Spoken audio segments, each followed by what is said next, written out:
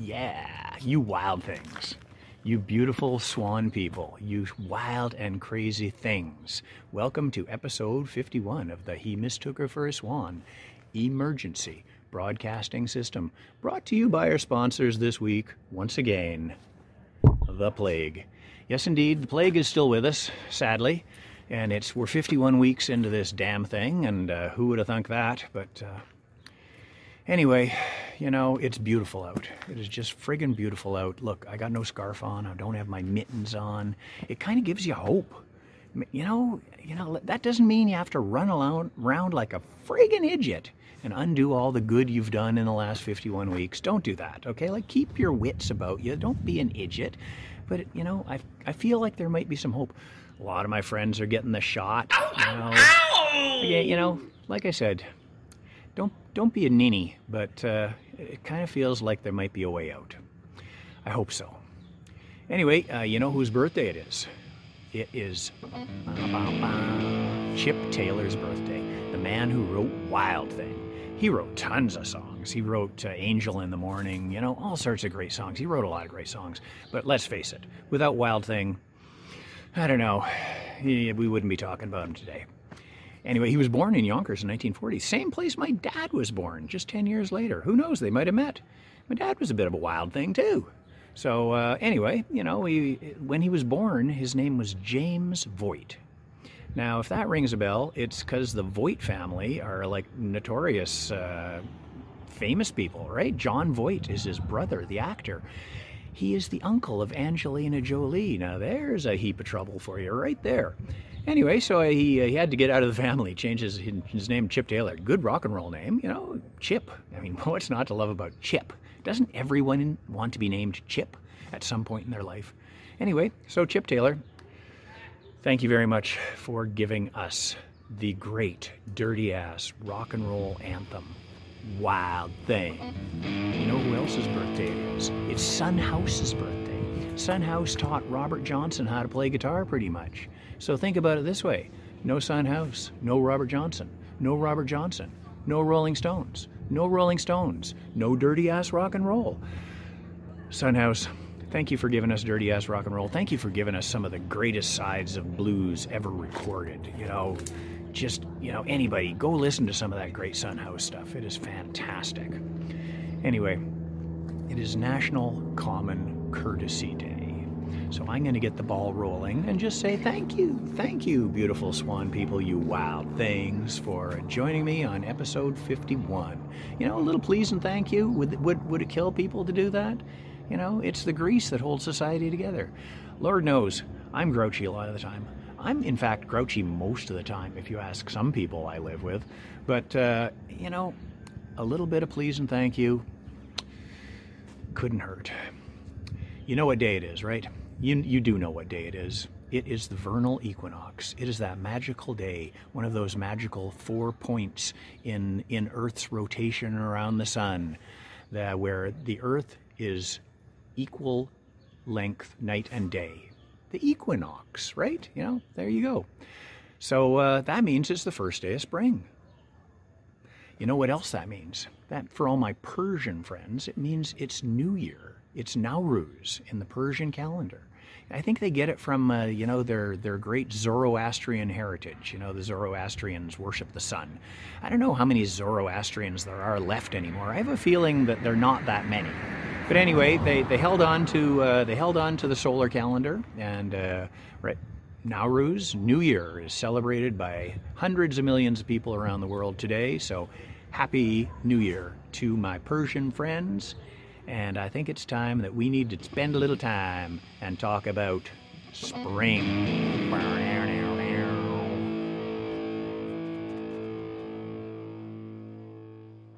It's spring, people. It's happy time. It's time to get happy. All the little birds are twittering and canoodling in the woods. Little flowers are popping their little green heads up out of the ground. And for the 4th year running, the people of Finland have been named the happiest people on Earth. For God's sakes, they get like 2 hours of sunshine, and it's 30 below there from most of the time, from what I hear. Anyway, I think here's to the Finnish people. You guys know a few things about keeping your heads screwed on straight. And, you know, in Canada, we're not doing too bad either. I think overall, we're kind of generally sort of happy, except for those of us who are too cranky to be happy. So, yeah, you know, it's time. It's time to think positive thoughts. That's what you do in the spring. The other thing you do in the spring is people from all over the world go to the nearest ancient site they can find. And all these ancient sites were built like giant clocks so they could tell the time of the year. Unfortunately, once again this year at Stonehenge, it's closed.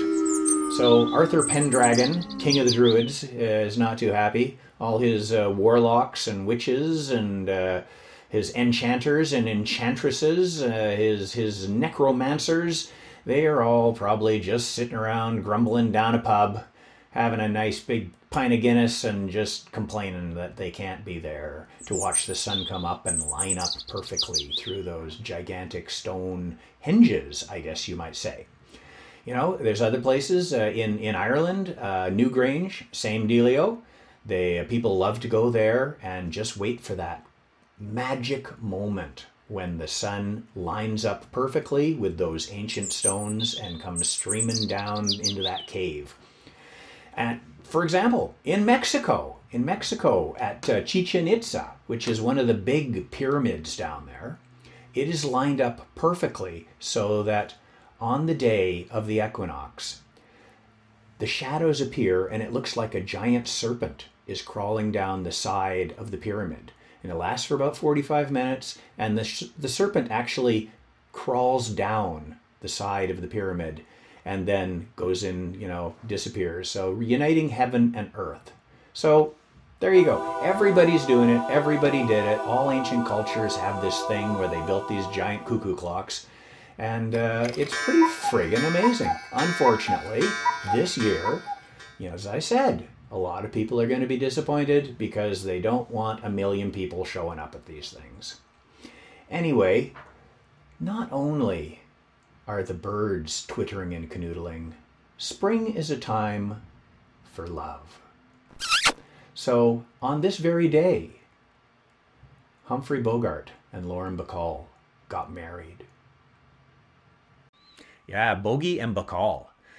The first time they worked together was on this Howard Hawks movie, To Have and Have Not, which is a great movie. You should watch that movie. It's fucking amazing. So Bacall was 19 and Bogey was 45. Bogey was married and to this lady named Maya Maythought. I guess it was pretty rocky, tempestuous relationship. They were known as the Battling Bogarts in the Hollywood press. There was always like pots flying and, you know, black eyes and bruises. At one point, Maya stabbed Bogey in the back. I guess didn't kill him or anything. Just, but anyway, still not a nice thing to do. Not what you want to see in your nice lovey-dovey relationship. So anyway, Bogart and Bacall start up this little romance. He falls in love with her despite the age difference. And, you know, they sneak around a little bit, and Bogey keeps going back to his wife. You know, he knows it's wrong. He wants to, you know, make it work. He doesn't want to admit failure. He keeps going back, and Bacall says, you know, I can understand it, but I don't have to agree with it, because it was pretty bad relationship. Anyway, I guess they had one more gigantic blowout, and Bogey divorced his wife. And by 1945... he married Bacall. You can always remember 1945 when they met. She was 19, he was 45. Apparently, I guess she was 20 by the time they got married. And despite the fact that this was like this May-December kind of relationship, you know, with this big 25-year age difference, it was a love made to stand the test of time. Bacall stuck with him till he died in 57, had 2 kids with him, and she was the love of his life. So, there you go. A nice love story. And, did I mention that the date of their marriage was May 21st, today? Anyway, who else we got? We got, I don't know, Johnny Cash and June Carter. There's a good one, you know. When Johnny Cash was asked to define his idea of paradise, he said, "This morning with her, having coffee." Ah, isn't that sweet? I don't know, so many other ones. Alice B. Toklas and Gertrude Stein spent their whole damn lives together. And, that was a love to stand the test of time.